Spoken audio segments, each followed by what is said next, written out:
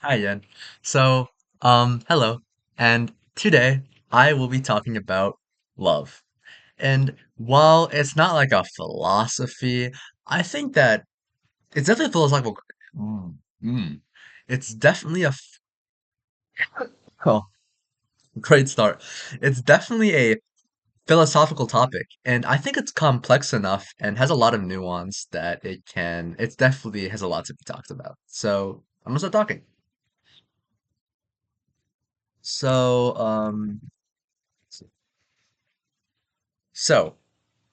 What is love? That's a great question. Kind of a very hard one to explain because love is extremely subjective, like of philosophical concepts. Well, all philosophy is subjective.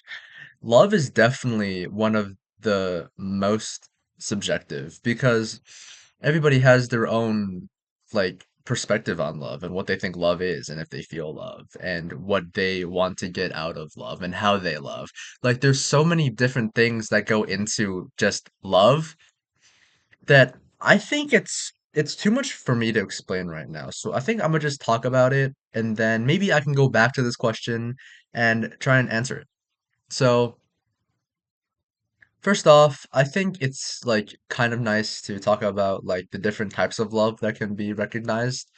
And that's mainly the ones I have written, like I've have like in my head with like platonic love, romantic love, self-love, and then this thing called agape love, and I'll explain all of them. So, platonic love is like the love you feel for your friends or like I guess if you're in a platonic relationship where you don't feel romantic feelings for each other, but you still just have this like strong emotional bond between you that keeps you guys together. That's like where platonic love is, but there's no.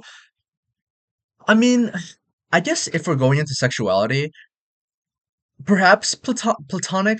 I mean, I don't think. I think sexuality is completely exclusive from platonic love, just because I feel like sexuality falls more into romanticism rather than platonic love. So moving on to romanticism.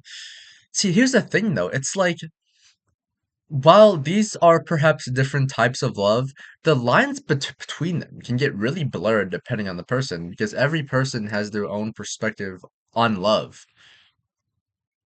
And so with romantic love, it's like platonic love, but except you feel romantic feelings for them and you feel like emotional bond. You think like, I'm so in love with this person. I want to be with them forever. Like that, right?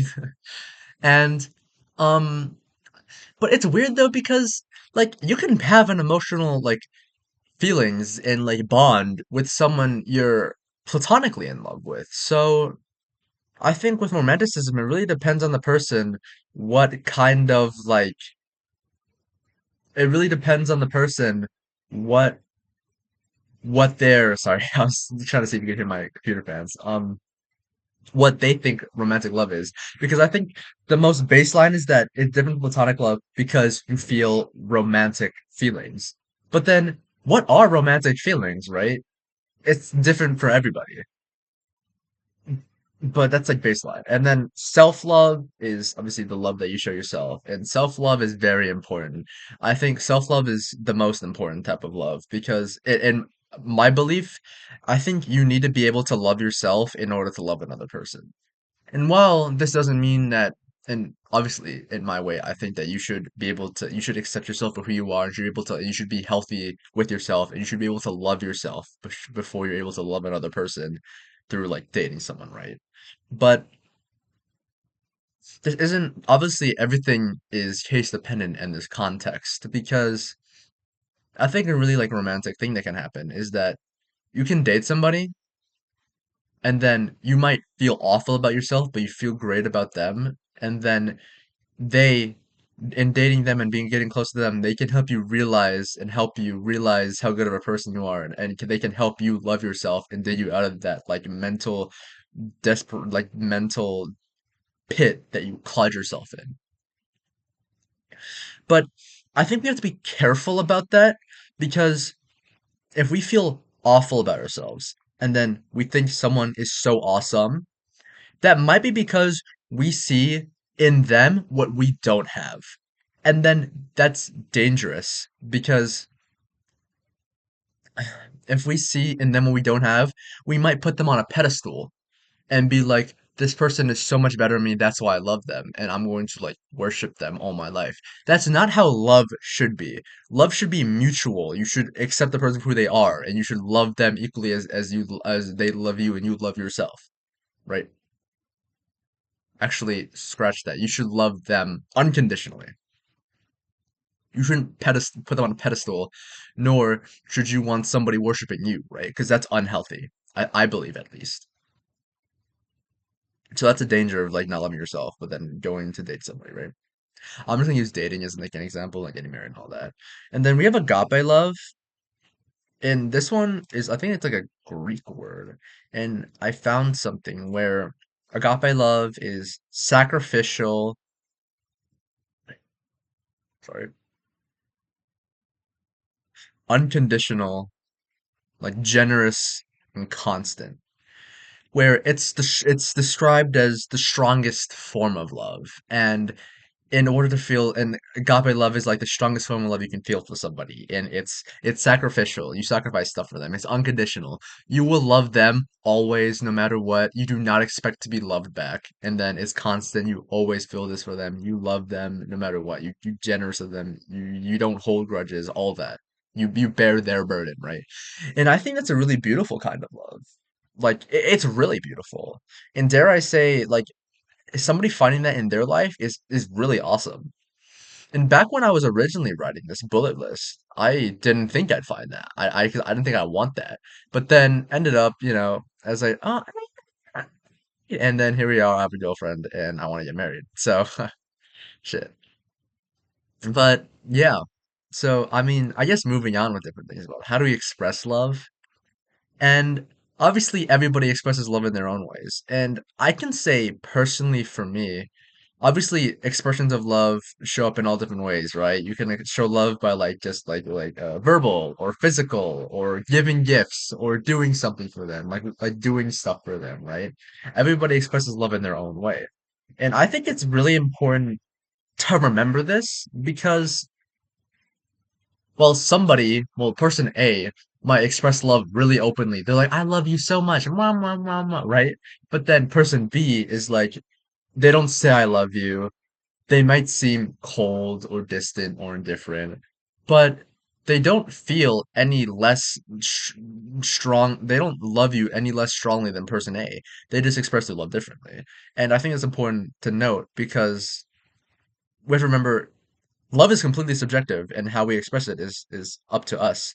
So we should be more mindful of that and just consider if someone seems distant, maybe like, they seem distant, but we talk every day and they like we talk every day and they really like being with me and I with them. So why wouldn't they love me, right? And I guess I'm just gonna explain upon like the whole self-love thing, how self-love is really important because I personally believe I don't understand how you can properly love someone else if you can't even love yourself. Like we need to you should be able to love yourself because and the way I put it, if I can't love myself, then and I if I hate myself, then why would I want to date somebody unless it's just purely for selfish needs? Because if I hate myself, why would I want somebody else to be with the person I hate, right? And it's important to have self-love so that you feel confident in being like, yes, I am happy and confident that somebody would want me to share my life with them and their life with mine. That's important. And you need to be able to take care of yourself too, right? Because if you can't take care of yourself, how can you take care of somebody else? And while taking care of yourself can like come out in like different things, it's mainly just like basic needs, like be healthy, be clean, like just all that, right? Don't be an asshole. Take care of yourself.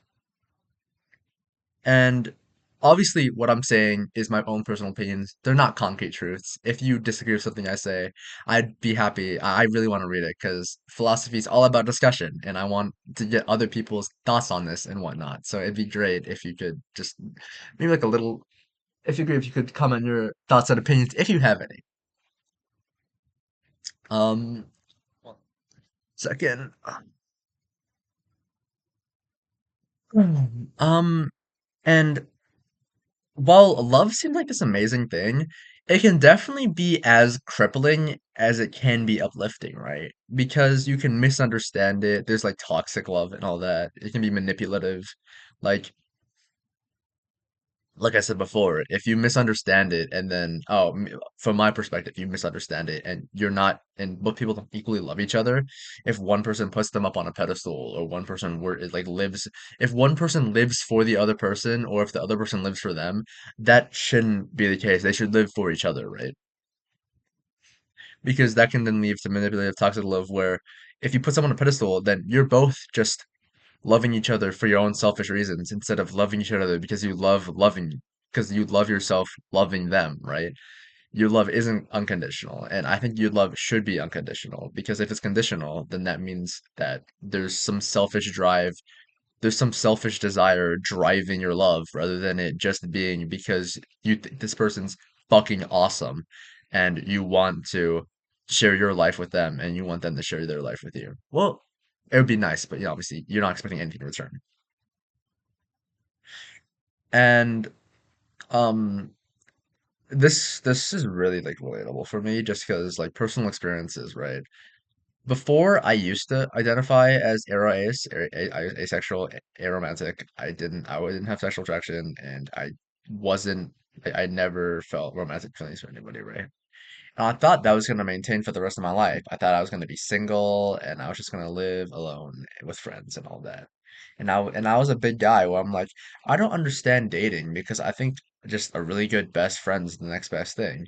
And then I found my current best friend and my whole world kind of changed. And that's the first time I've really like believed in soulmates. It's kind of crazy. But yeah, completely shattered my world.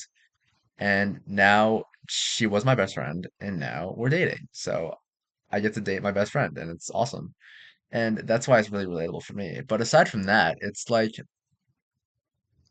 I guess another thing is love is such a delicate and like awesome thing that you should be careful with it because if you have a bad first time with love, then you might like ruin your perspective of love for the rest of your life. Like my whole thing is that I think dating dating apps and like looking someone in like the intention of dating them is stupid because that's inherently like selfish desires, right? Where going out and putting on a mask so that the other person might want to date us and like us, and that we might want to date them.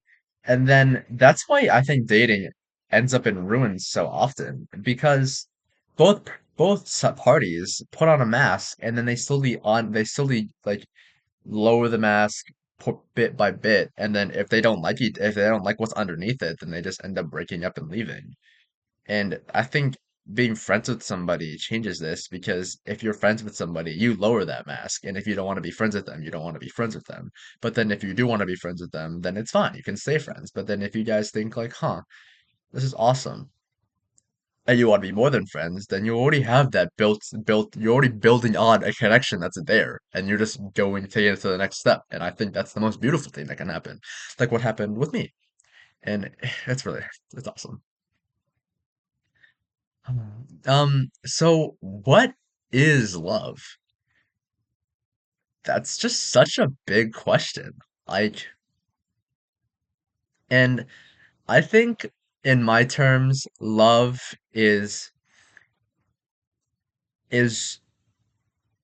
an unspeakable connection that you feel to somebody. Unspeakable, I mean, it can never be fully put into words. It can never be described, but I'm gonna try my best. It's an unspeakable connection that you feel to somebody that makes you just want to share your life with them and just share your life with them and be with them forever and not expect anything in return. You want to do a lot for them. You want to sacrifice stuff for them. You want to be with them. You want to do everything. You give them stuff. You want to make them happy and not expect anything in return.